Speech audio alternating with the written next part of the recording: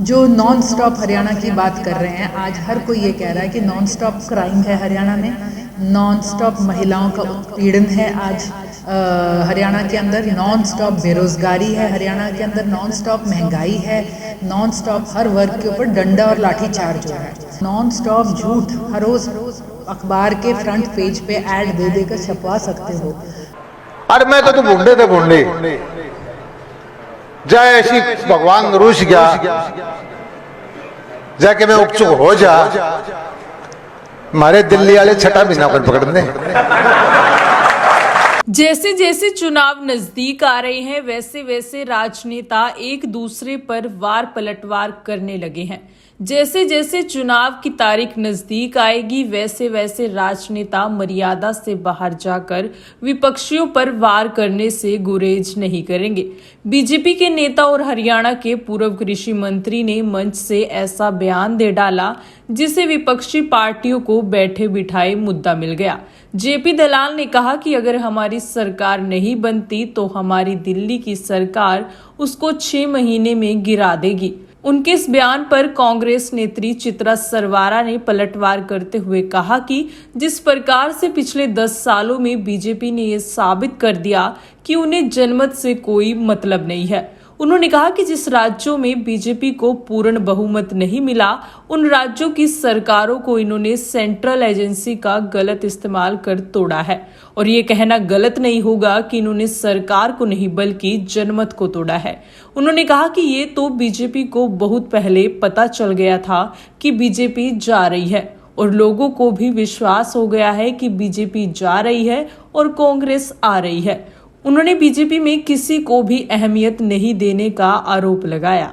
देखिए, मैं कहूँगी इस स्टेटमेंट के पीछे हमें बस इस दुखद सत्य को एक्नॉलेज करना पड़ेगा कि भाजपा ने अब तक पिछले 10 सालों के अंदर लोकतंत्र के अंदर एक बहुत ही गलत प्रेसिडेंट सेटअप करा है और एक बात जाहिर करी है कि उन्हें जनमत से कोई मतलब नहीं है।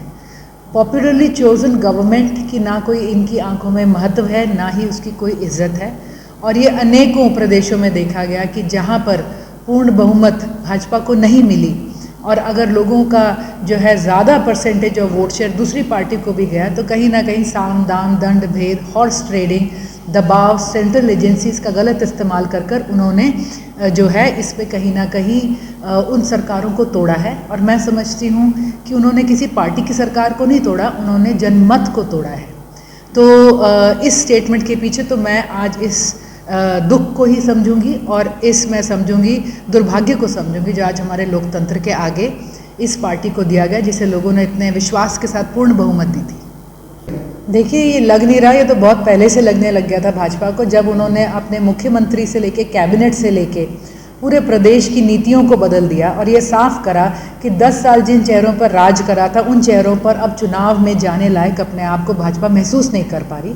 जब जवाबदेही से बचने के लिए एक तरह की जो हम कहेंगे साइकोलॉजिकल क्लीन स्लेट पैदा करने के लिए उन्होंने चेहरे बदले, तो ये भाजपा को तो बहुत पहले विश्वास हो गया था वो जा रहे हैं। आज की तारीख में जनता को पता है कि भाजपा जा रही है और कांग्रेस आ रही है। देखिए अनिल विज जी कई बयान दे रहे हैं और ये बात सच है कि भाजपा में किसी को भी अहमियत नहीं दी गई, चाहे वो कार्यकर्ता रहा हो चाहे जनता रही हो, चाहे वो कार्यकर्ता का सवाल सुझाव या मत था या वो जनता की बात रही हो। और मैं समझूंगी वो अपने पार्टी के और जो पिछले 10 सालों का मैं कहूँगी एक माहौल रहा है उसको शब्दों में बयां कर रहे हैं। हरियाणा के करनाल में मुख्यमंत्री नायब सैनी और पूर्व मुख्यमंत्री मनोहर लाल खट्टर के रोते हुए के पोस्टर वायरल हो रहे हैं, जिस पर कांग्रेसी नेत्री चित्रा सरवारा ने कहा कि जनता को ये बात चुभी है जो नॉन स्टॉप हरियाणा की बात कर रहे हैं। आज हर कोई ये कह रहा है कि हरियाणा में नॉन स्टॉप क्राइम हो रहा है। उन्होंने कहा कि नॉन स्टॉप उत्पीड़न है महिलाओं का, हरियाणा में नॉन स्टॉप बेरोजगारी है, नॉन स्टॉप महंगाई है और हर वर्ग के ऊपर नॉन स्टॉप डंडा और लाठी है। उन्होंने कहा कि जनता ने नेताओं का हाल उन पोस्टरों में बयां किया है। उन्होंने इसे जनता की आवाज बताया। कहेंगे कि इसमें इतने परेशान होने की क्या बात थी, कहीं ना कहीं दिल को चुभी है बात। जो नॉन स्टॉप हरियाणा की बात कर रहे हैं, आज हर कोई ये कह रहा है कि नॉन स्टॉप क्राइम है हरियाणा में, नॉन स्टॉप महिलाओं का उत्पीड़न है आज हरियाणा के अंदर, नॉन स्टॉप बेरोजगारी है हरियाणा के अंदर, नॉन स्टॉप महंगाई है, नॉन स्टॉप हर वर्ग के ऊपर डंडा और लाठी चार्ज हो रहा है। तो मुझे ये समझ नहीं आता कि उसके इस्तेमाल से इन्हें प्रॉब्लम थी कि कुछ चेहरे और पे एक्सप्रेशंस को लेके थी।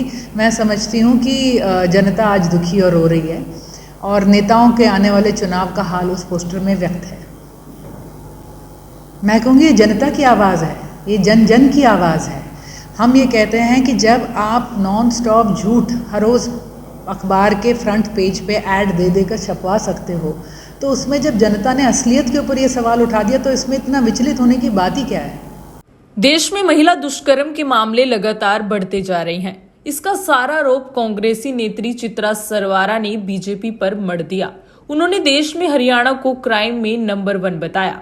उन्होंने कहा कि हरियाणा में हर रोज 46 केस महिला उत्पीड़न के होते हैं, जिसमें से 6 केस रेप के होते हैं। उन्होंने कहा कि किसी भी मामले में अब तक ममता की कोई उम्मीद नजर नहीं आई। उन्होंने कहा कि कानून सख्त करने से कुछ नहीं होता जब तक आरोपी को कड़ी सजा ना दिलाई जाए।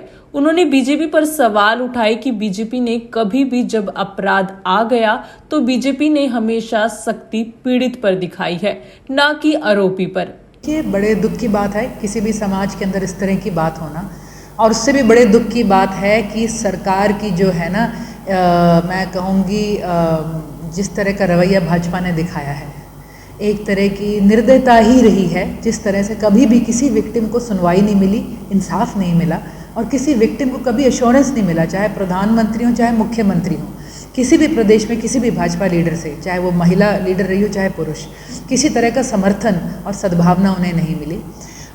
भाजपा के राज में और ख़ास तौर पे हरियाणा में crimes against women have gone up. हम देश में अमंग्स द टॉप स्टेट्स हैं in terms of crimes against women. हर रोज़ हरियाणा के अंदर 46 केस महिला उत्पीड़न के होते हैं, जिसमें से कम 6 रेप के होते हैं।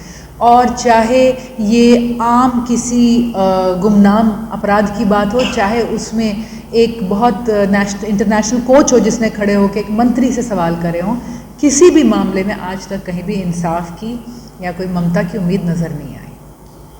देखिए, खाली अब कानून बनाने से कुछ नहीं होगा जब तक कानून लागू करने वाले लोग सख्त नहीं होंगे। और एक बात है कि जब अपराध आ गया, जब इल्ज़ाम आ गया, तो भाजपा ने वो सख्ती हमेशा जो बेचारा विक्टिम था उसकी तरफ दिखाई है। कभी भी भाजपा ने वो जो आरोपी था उसकी तरफ नहीं लगाई। खास तौर पे एक मामला हमारे स्पोर्ट्स मिनिस्टर संदीप सिंह जी का हमेशा उठा रहा है, और चाहे वो हमारे रेसलिंग के खिलाड़ी रहे हों, चाहे कभी भी ये मैटर रहा हो, चाहे किसी स्कूल का प्रिंसिपल ही रहा हो। तो ये बड़े दुर्भाग्य की बात है कि भाजपा ताकत और उत्पीड़न करने वाले के पाले में दिखी है, कभी भी विक्टिम की साइड नहीं। विधानसभा चुनाव में उन्होंने कांग्रेस की प्रचंड जीत का दावा किया। वहीं जब उनसे पूछा गया कि पार्टी में गुटबाजी अक्सर देखने को मिलती है, तो उन्होंने कहा कि गुटबाजी तो जो चल रही है सरकार उसमें भी है, जिसमें नेता भी दुखी हैं और कार्यकर्ता भी दुखी हैं। उन्होंने कहा कि गुटबाजी का मुद्दा बीजेपी का ज्यादा है, कांग्रेस का इतना नहीं है। उन्होंने कहा कि सभी नेता एक साथ बैठे हुए थे। बस मैं समझती हूँ कि अपने आप को एक बहुत ही कंफर्टेबल विनिंग पोजीशन में आज की तारीख में पा रही है, और दिन ब दिन जो आंकड़े आ रहे हैं, जो लोगों की प्रेडिक्शंस आ रही हैं, जो जनता का माहौल है, तो कहीं ना कहीं एक प्रचंड बहुमत की तरफ कांग्रेस आज अग्रसर है। और इसमें भी कोई शक नहीं, मतलब कोई हैरानगी की बात नहीं होगी अगर सारे रिकॉर्ड तोड़ दिए जाएं जिस तरह की बहुमत कांग्रेस हरियाणा में पाने वाली है। देखिए, गुटबाजी तो मौजूदा जो चल रही सरकार है उसमें भी नज़र आ रही है, और उसके अंदर नेता भी दुखी हैं, कार्यकर्ता भी दुखी हैं। किस तरह से सारी उम्र मेहनत करने के बाद जब टिकटें लोकसभा में दी गई तो कांग्रेसियों को दे दी गई, जिस तरह से राज्यसभा में अभी टिकटें हुई हैं तब भी कांग्रेसियों को गई हैं, रिसेंटली एक्स कांग्रेसी जो हमारे रहे हैं। तो कहीं ना कहीं गुटबाजी और पार्टी की तरफ, पार्टी से पीड़ा आज मैं समझती हूँ भाजपा का ज़्यादा बड़ा मुद्दा है, कांग्रेस का इतना नहीं है। कल ही आप मीटिंग में देखिए, सारे नेता इकट्ठे बैठे हुए थे, और मैं समझती हूँ कि सब एक साझी सोच के साथ जीत की मंशा रखते हुए एक बहुत बढ़िया पैनल भी आगे लाएंगे और जीत भी दर्ज करेंगे। अजय यादव द्वारा कांग्रेस की सरकार बनाने पर अपने बेटे को उप मुख्यमंत्री बनाने की बात पर चित्रा ने कहा कि वो एक वरिष्ठ नेता है, अगर वो ऐसा सोचते हैं तो इसमें कोई मनाही भी नहीं है और कोई बुराई भी नहीं है। नहीं, सरकार तो बनने जा रही है 100%, और मैं कहूँगी कैप्टन अजय जो हैं बहुत पुराने और वरिष्ठ नेता रहे हैं कांग्रेस के, और आज वो या उनके बेटे अगर ये सोचें या अभिलाषा अपने अंदर रखें तो इसमें कोई मनाही भी नहीं है, कोई गलत बात भी नहीं है। और एंड आई एम श्योर कि इसको कमाने के लिए भी वो पूरी मेहनत करेंगे।